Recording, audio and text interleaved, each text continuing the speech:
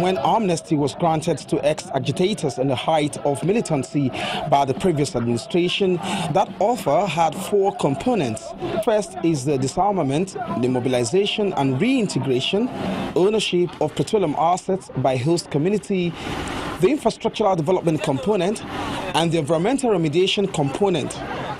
How all of these have fared and could be improved upon forms the crust of this meeting of critical stakeholders from the Niger Delta region and convened by the coordinator of the Presidential Amnesty Program, Professor Charles Dokubo. As soon as guests settled in, he steps up to the podium to state his intentions and proposals for moving the region forward whilst he is at the helm of affairs. We are now in the process of activating various vocational centers in the Niger Delta that has been built but have not been activated. The critical issue that I'm dealing with is how do you train, retrain, empower our citizens that have gone through the various processes of DDR so that they could also be men again or women again and help our communities that has been spoiled by war, destroyed by conflict. That is the side that I'm going to deal with now.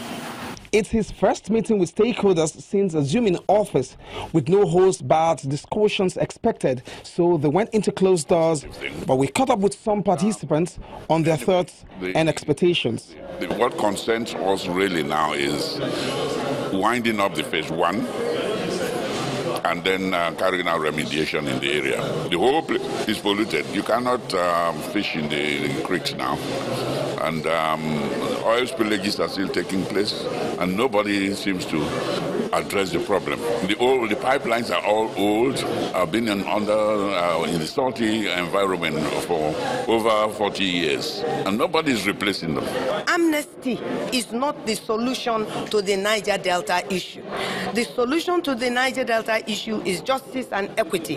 Restructure this country. They should talk about integrating not just the militants or those who carried guns and dropped their guns, but also a situation that they will discourage all other young men from joining the bandwagon. The meeting rose with some resolutions. The group urged the federal government to release funds allocated to the Presidential Amnesty Program promptly. The training programs for beneficiaries of the Amnesty Program should be revised to make them more employable. There's also the call on the federal government to expedite action on environmental remediation, infrastructural growth, amongst others. The coordinator has promised that this exercise will be a constant engagement. Olu Phillips, Channels Television News.